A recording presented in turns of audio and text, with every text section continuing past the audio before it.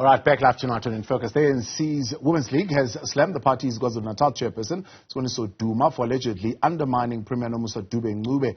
Follows a video showing him lifting the trophy at an event meant to be celebrated by the Springbok lock, Eben Etzebeth and Dube-Ncube. Political analyst Dr Fikile joins us now to shed more light on what is happening in this particular dynamic. Dr. Vilakazi, good to have you. And thank you very much for your time. There seems to be a power tussle that is going on in the province, emanating, of course, from the fact that you have a chairperson of the province who is not the premier of the province. Why did the ANC allow this to happen? Because, for example, in Gauteng, it was very clear that after Panyaza the Sufi won, there will be a challenge. And David Makura was deployed elsewhere to make way so that the chairperson of the province and the premier of the province is one person. Why did they allow this to happen in KwaZulu-Natal? Good evening to you, Tabo, and to viewers at home. You would remember when KZN had the elective conference where Umama or Premier Nomusa Dube was elected as the premier. There were dynamics in terms of capacity, to lead the province in the context of the issues that were facing the former premier Usihle Zikalala in the province, around support, around allegations in terms of his leadership. You remember there were issues of water that he took to his house and so on, and citizens were not happy, particularly in the province. But also the issue of Sboniso Duma, the current chairperson, coming in with very little experience in terms of what is required of a premier. So the context at which Umama Nomusa Dube-Ncube was nominated, as a premier is coming from that. But we also know that she had stood up from the floor, right, to be nominated as the chairperson of the province at that time, but she didn't get the votes. There was a lot of dynamic in terms of who is who in the room. But eventually she got to be nominated as a premier candidate, mainly because of issues of lack of experience, lack of capacity within the NEC of the province that was nominated, that is currently led by the incumbent chairperson, Sboniso Duma.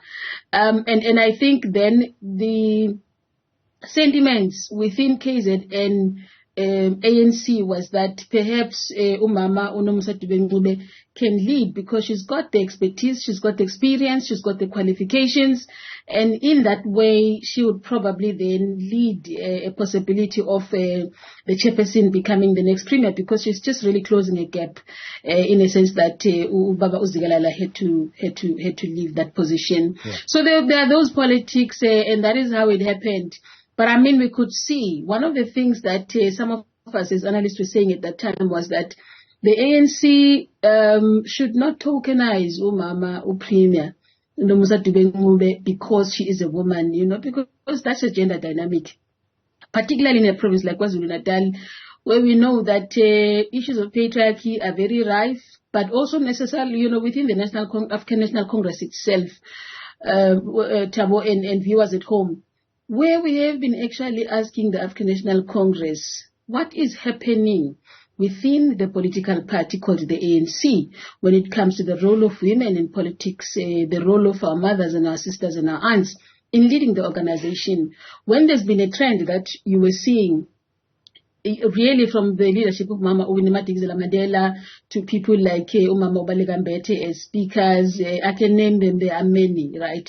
Very amazing politicians, women politicians that are not able to rise into positions of influence. We tasted it with Mama Upumzile Mlambo-Ngcuka briefly, and then they deployed her to the UN, and she never came back into the position of the presidency. So it's those politics, and KwaZulu-Natal, Sboniso Duma is really demonstrating that culture within the ANC to say they are not capable of enabling really that non-sexist culture within the organization as enshrined in the constitution. How did they intend to handle that integration? Because essentially she would have been coming into the position as a placeholder, pending, of course, the new administration coming into effect post-2024, which I suppose would be a natural progression of Sboniso Duma then to occupy the position of being premier.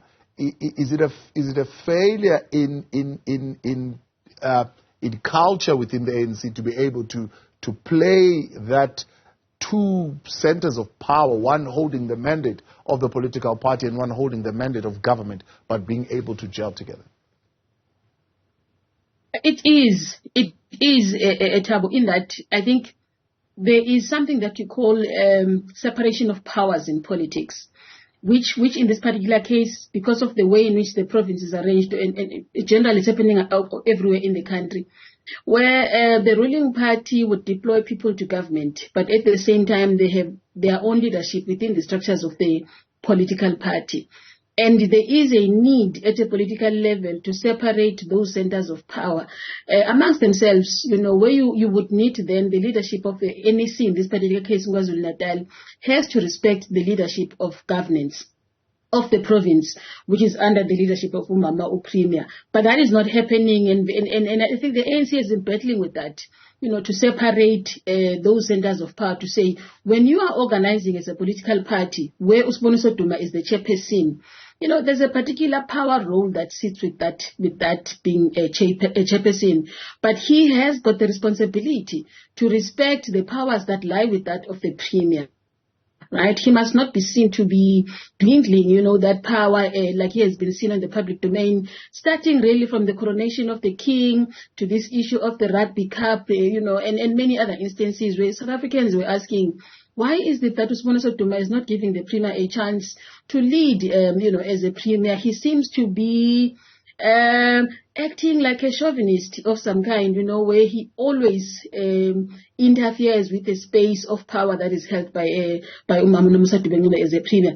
So again, demonstrating that failure to separate those two centers of power, being a political party and also being a ruling party in government. And that is something we've seen in different levels of jurisdictions where the ANC is leading, that they are battling to make that separation, and also, of course, issues of division within the party, issues of power battles within the political party is something that this is demonstrating clearly. Sboniso Duma is looking forward to being a premier, right? Post this holding of power. Are they battling though, or is this by design? I tell you why. Because if I put the question in a different way, we have a phenomenon with coalitions, right, where we have placeholder mayors because of the power tussle between the ANC and the EFF, right? It's what the opposition parties are calling puppet mayors that don't necessarily have any power in terms of decision making, where the power resides between these two elephants that are fighting on the ground. Is that a similar situation? Does Premier Dube-Ncube really have the power, or it is really designed that way, that you will be a placeholder premier, but the power really does reside in the chairperson of the province in the ANC? To answer your question, the manner in which it happened, really it was a question of design. It was a question of saying it will be detrimental for KwaZulu-Natal to have Sboniso Duma as the newly elected chairperson to climb into the position of the premier without the kind of exposure that position requires. So they needed a candidate, right? Which is when we were saying to the ANC, please do not put Nomusa Dube-Ncube as a premier in that position only to tokenize her, only to treat her as a puppet. But I think to their surprise, she rose into the role. She rose into the position, being a person for the first time, an inaugural women premier in the province. She demonstrated capability in a number of things. I think if you look at the problems KZN was facing when she took power, issues of floods, issues of the July unrest, issues of Ebukosini, the issues of the former President Jacob Zuma, a number of issues. She rose into power, and now the issues of sports and rugby and so on.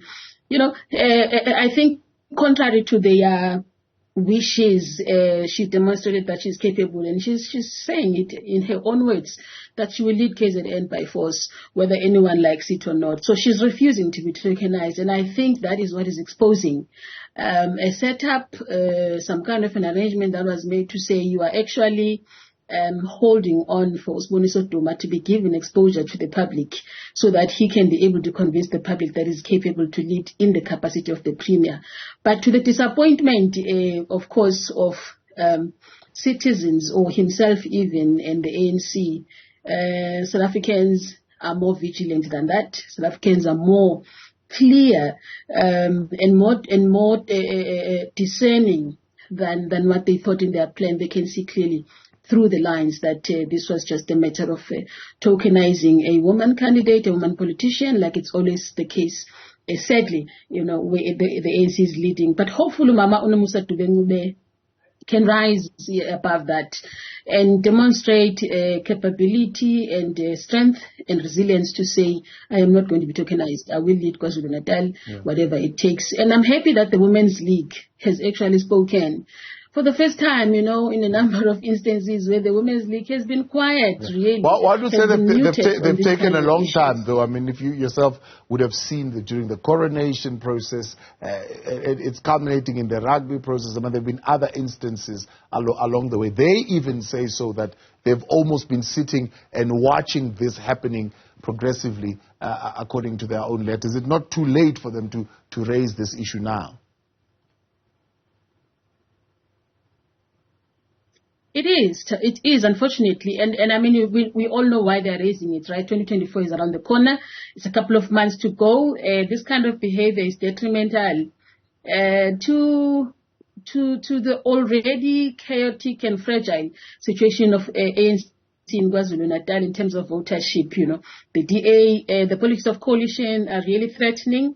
So you don't want to enter 2024 with that kind of a dent as a political party, especially the ANC, when the rising strength of coalition between the DA and the IFP is showing itself up, right? So it's that. I'm not sure if I was actually reading through it. It was just repetition and so on, whether it's something that came from a place of consciousness to say that it is time for us to speak, or was it also just to say we cannot be seen to be silent when the citizens are talking for themselves now? So it's too late to salvage the situation, but hopefully the incumbent, as we are saying, in her body, in her own leadership, will be able to salvage the situation herself, whatever it takes. The Women's League has got to be more decisive than this, you know, Thabo. It's too late now. We don't know. 2024 will tell us whether the ANC is capable of inclusive, non-sexist and gender equitable leadership. And my suspicion is that I think we are going to continue to be disappointed. Detrimental enough to threaten collective leadership and maybe the principle of unity?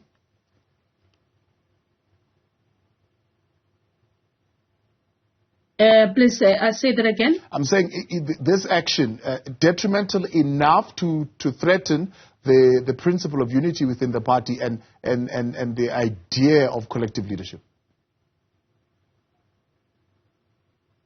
No, of course. I mean, we know that the ANC is not united. They've worked very, very hard since the provincial elective conferences and since the December national election to sort of put on a face that says we are a united front. But we know that there's deep-seated fragility when it comes to connections within the ANC, relationships, and I think this is just one of those things that is showing. I mean, the posture, you know, of the Premier when Sboniso Duma removed that trophy from her hands was just telling, right? So there are those divisions, and I think this kind of behavior just deepens them. It doesn't make it easier. So I just want to remind us and viewers at home 1 year ago, actually, just we were talking about this issue as Sboniso Duma was elected as the chairperson. He was asked this question in the media. I'm not going to mention the name of the person that interviewed her. His response was so evasive around issues of gender equity within the ANC, gender equality and the role of women. He actually suggested to the journalist who was interviewing him at that time that the journalist has got a particular hidden narrative and agenda in this particular case. And he sort of then moved away from answering questions about whether the ANC is truly meaning what it is doing around gender equity in the appointment of the Premier.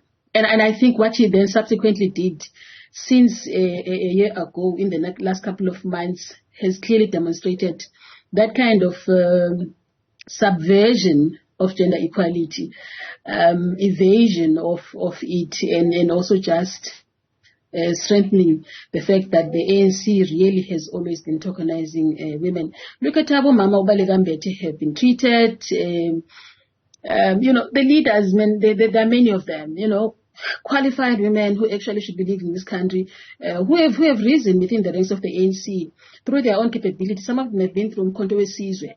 They have ability. They know what they're doing, but they've never been given a chance to lead. Why should they do it now? And where they do give women a chance to lead, they do exactly what Sboniso Duma is doing. They tokenize women, they abuse them, and in terms of power, and that is what we see and watch as citizens with sadness. Political analyst Dr Fikile Vilakazi, appreciate your time. Thank you very much for coming on this evening. More news after the break.